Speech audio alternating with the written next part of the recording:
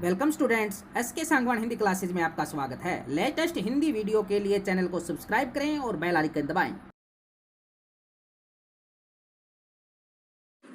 प्रिय विद्यार्थियों, आज मैं आपके सामने आपकी पाठ्य पुस्तक स्टिज भाग 1 के काव्य खंड से कबीर के शब्द लेकर उपस्थित हूँ। इससे पिछले वीडियो में हमने कबीर की साखियों की व्याख्या की थी। आशा है आपको समझ में आई होगी। शुरू करते हैं। मोको कहाँ ढूंढे बंदे, मैं तो तेरे पास में, ना मैं देवल ना मैं मस्जिद ना काबे कैलाश में, ना तो कोने क्रियाक्रम में नहीं योग वैराग में, खोजी होए तो तुरत ही मिलियो पल भर की तलाश में, कहे कबीर सुनो भई साधो सब श्वासों की श्वास में। शब्दार्थ देखो। मोको, मोको का अर्थ मुझे, ढूंढे खोजना, बंदे मनुष्य, देवल मंदिर, मस्जिद मुस्लिमों की धार्मिक स्थान, काबे मुसलमानों का प्रसिद्ध स्थल, कैलाश हिंदुओं का प्रसिद्ध स्थल, क्रियाक्रम सांसारिक दिखावा, आडंबर योग योग साधना, वैराग वैराग्य, खोजी खोजने वाला, तुरतई तुरंत, तलाश खोज, साधो सज्जनों, श्वास सांस। व्याख्या शुरू करने से पहले हम इसका प्रसंग देखेंगे। प्रस्तुत पद हमारी हिंदी की पाठ्य स्टिज भाग 1 में संकलित शब्द से लिया गया।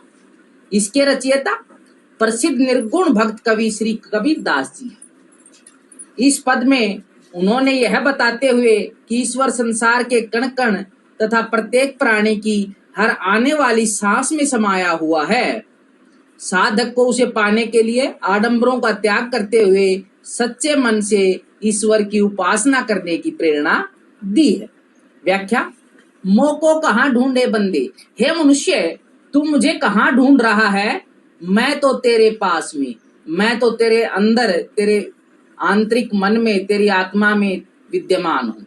कि हे मनुष्य तू मुझे बाहर कहाँ ढूंढता फिर रहा है, मैं तो तेरे अंतर मन में निवास करता हूँ। ना मैं देवल, ना तो मैं किसी मंदिर में रहता हूँ, ना मैं मस्जिद, ना मैं मस्जिद में रहता हूँ, ना काबे कैलाश में, ना काबा नामक पवित्र स्थान पर मेरा निवास है, और न ही कैलाश पर्वत पर मैं रहता हूँ, ना तो कोने क्रियाक्रम में, न ही मुझे किसी क्रियाक्रम के द्वारा प्राप्त किया जा सकता है, अर्थात किसी धार्मिक आडंबर द्वारा मुझे प्राप्त नहीं किया जा सकता, नहीं योग, न ही मैं योग साधना से मिल सकता हूँ वैराग में, और न ही वैराग्य धारण करके मुझे प्राप्त किया जा सकता है।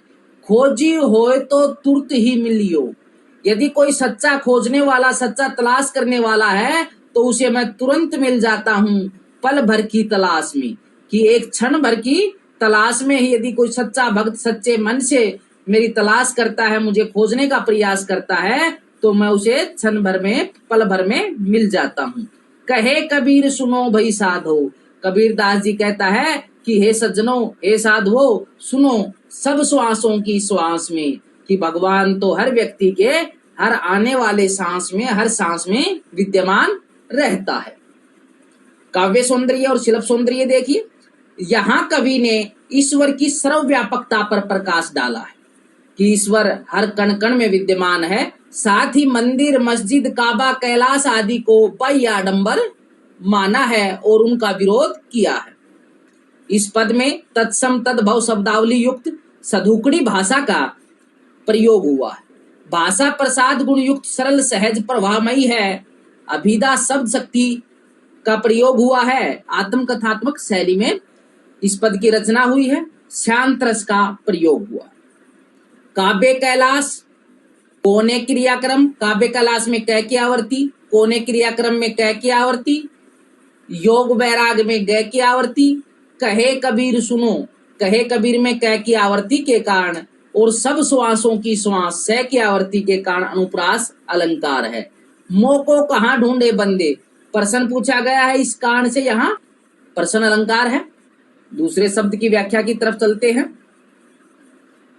संतो भाई आई ज्ञान की आंधी रे, भ्रम की टाटी सभई उड़ानी, माया रहे न बांधी, हित चित की दवे थुनी गिरानी, मोह बलिंडा टूटा, तृष्णा छानी परी घर ऊपरी, कुबधी का भांडा फूटा, जोग जुगती करी संतो बांधी, निर्चु चुए न पानी, कूड़ कपट काया का निक्ष्या, हरि की गति जब जानी, आंधी पीछे जो जल भूठा, प्रेम हरि जन भीना, कहे कबीर भान के प्रगटे, उदित भया तम खीना।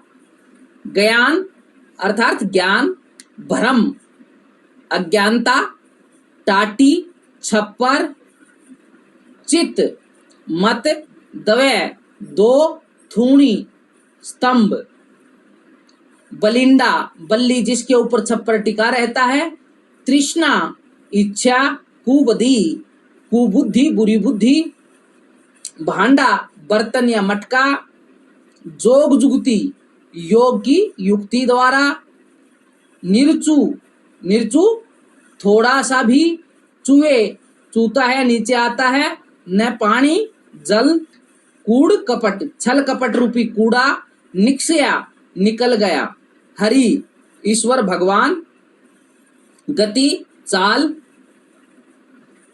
भूठा वर्षा, भीना भीगा, भान सूर्य, तम अंधकार, और खीना नष्ट हो गया, क्षीण हो गया, कमजोर हो गया।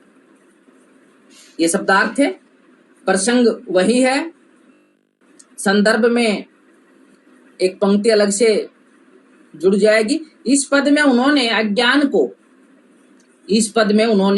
अज्ञान को सांसारिक मोह माया के बंधनों का मुख्य कारण बताते हुए उसे ज्ञान की आंधी के रूपक द्वारा नष्ट होते हुए दिखाया है, तथा साधक को ज्ञान की आंधी के पश्चात बरसने वाले ईश्वर भक्ति एवं अनुग्रह के जल से भीगा हुआ बताया। देखो, संतो भाई आई ज्ञान की आंधी रे। कबीरदास जी कहते हैं कि हे साधुओं, हे संतो, ज्ञान रूपी आंधी चलने लगी है, भ्रम की टाटी सभे उड़ानी, जिसके फलस्वरूप भ्रम रूपी छप्पर उड़ गया है, माया रहे न बांधी। अब माया जीव को बांध नहीं सकती, क्योंकि ज्ञान की आंधी आ गई है। ज्ञान रूपी आंधी के आने से छप्पर की सारी सामग्री छिन्न भिन्न हो चुकी है। हिति चित की दवे थुनी गिरानी, मन की दुविधा रूपी दोनों खंभे गिर गए हैं। मोह बलिंदा टूटा, और मोह रूपी छप्पर को संभालने वाली बल्ली भी टूट गई है। तृष्णा छानी परी घर ऊपरी, और तृष्णा रूपी छान भी आंधी के कारण टूटकर भूमि पर गिर गई है। कुबधी का भांडा फूटा, और बुरी बुद्धि रूपी सारे बर्तन सारे मटके टूट गए हैं। भाव यह है कि अब अज्ञान तथा विषय वासना का शरीर में कोई स्थान नहीं। ज्ञान का प्रकाश फैलने से अज्ञान दूर हो गया है। जोग जुगती करी संतो बांधी, निर्चु चुए न पानी।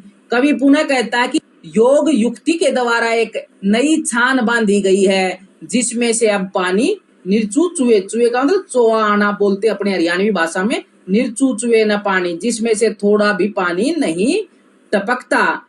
कूड़ कपट काया का निक्ष्या, कि अब तो भक्त के शरीर से कूड़ कपट छल रूपी कूड़ा निकल गया है। ज्ञान की आंधी आने से सारा छल कपट रूपी कूड़ा है वो शरीर से काया शरीर से निक्ष्या निकल गया है। हरि की गति जब जानी, जब ईश्वर की गति को पहचाना, कि भक्त ने जब भगवान की गति को पहचान लिया, तब उसके शरीर का छल कपट रूपी सारा कूड़ा निकल गया। आंधी पीछे जो जल भूठा, प्रेमी हरि जन भीना, कि ज्ञान की आंधी के बाद ईश्वर की भगवान के प्रेम और अनुग्रह की वर्षा हुई, जिसमें प्रभु भक्त प्रेम रस में भीग गया। हरिजन भगवान का भक्त भीना भीग गया। कहे कबीर भान के प्रगटे, उदित भया तम खीना। अंत में कबीरदास जी कहते हैं कि ज्ञान रूपी भान के प्रगटे, ज्ञान रूपी सूर्य के उदय प्रगटे, उदय होने पर उदित भया तम खीना, कि अज्ञान का अंधकार छीन हो गया, नष्ट हो गया। भाव यह है कि ज्ञान की आंधी आने से मनुष्य का ज्ञान दूर हो गया और उसके मन में, हृदय में दिव्य प्रकाश का उजाला फैल गया।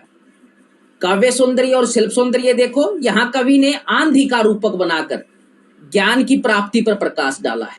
पूरे पद में आंधी का रूपक बनाया है ज्ञान को, तो इसलिए इसमें रूपक अलंकार भी है। इस पद में तत्सम तद्भव शब्दावली युक्त सधुकड़ी भाषा का प्रयोग हुआ है। भाषा प्रसाद गुण युक्त सरल सहज प्रवाहमयी है। चित्रात्मक शैली में रचित इस पद में शांत रस का प्रयोग हुआ है। संपूर्ण पद में उपमेय में उपमान का उसके समस्त अंगों के साथ आरोप होने के कारण सांग रूपक अलंकार का प्रयोग हुआ है। इसके अलावा कूड़ कपट काया का निक्ष्या, कह की आवृत्ति है कूड़ कपट, काया का निक्ष्या कहे कबीर, कह की आवृत्ति है, हिति चित तय की आवृत्ति है, थूनी गिरानी नय की आवृत्ति है,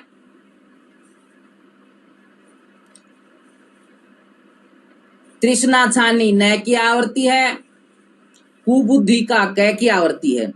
तो इस कारण से इसमें क्या है, अनुप्रास अलंकार का प्रयोग हुआ है। इस तरह से आपके दोनों पदों की व्याख्या यहाँ समाप्त होती है। इससे पहले वाले वीडियो में मैंने आपको कबीर की साखियों की व्याख्या करवाई थी। आशा है आपको साखियों की और इन दो पदों की व्याख्या समझ में आई होगी। व्याख्या आपको अपनी कॉपी में लिखनी भी है और याद भी करनी है। धन्यवाद।